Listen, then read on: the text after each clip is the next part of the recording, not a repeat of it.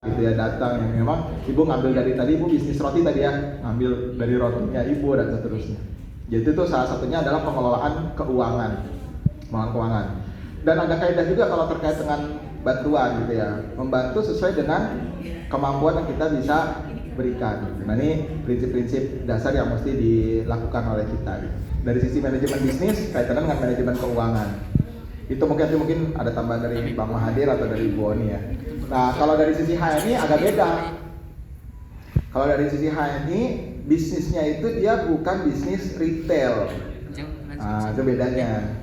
Jadi seberapa banyak pun produk yang kita keluarin untuk entertaining gitu kira-kira ya, baik itu promosi, ketemu, ngumpul atau kayak acara gini ya, kalau di Kabupaten Bekasi, di DPC, di DPD, wah itu udah gak kehitung kalau bicara produk HNI yang keluar ya. Kembar aja udah berapa banyak karton udah bisa keluar itu.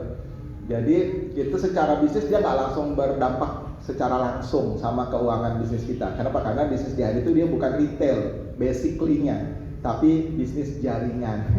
Jadi meskipun ketika dia ngambil stok produk saya, dia tidak mempengaruhi total sales bisnis saya secara dunia, secara nasional maupun internasional. Jadi nggak mempengaruhi. Kenapa? Karena akses distribution channelnya kita itu ada di mana-mana gitu. Jadi kayak Mbak Salsa nih, ibu mintain kopi sampelnya dikeluarin semua gitu kan, nggak ada masalah sama beliau sebetulnya.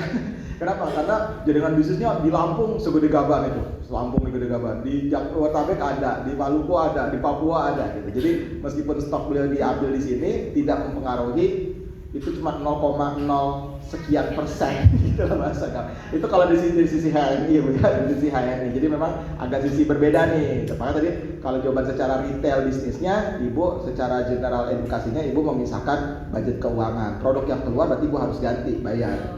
Gitu. Produk keluar diambil, bayar. Sama di HNI juga sama, stokis. Kalau ibu jadi stokis, produknya kopi sampel ada upah, ambil keluar gitu kan. Ada yang baru lagi sakit tetangga, ibu datang bawa giving gitu kan. Ada yang anaknya baru sunatan, bawain MHS. Ada yang baru lahiran, bawain hibis gitu kan. Kan produk keluar.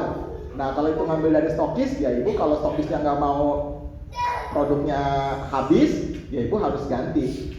Tapi bedanya kalau di HNI, meskipun stok produk ibu habis di stokis, bisnis ibu tidak habis gitu bedanya.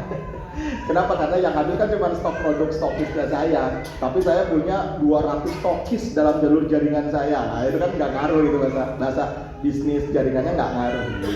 Itu kalau di sisi bisnis saya. Tapi secara konvensional tetap pengaturannya adalah basically-nya adalah ibu punya budgeting, atau kalau produknya ibu ambil dari stok inventory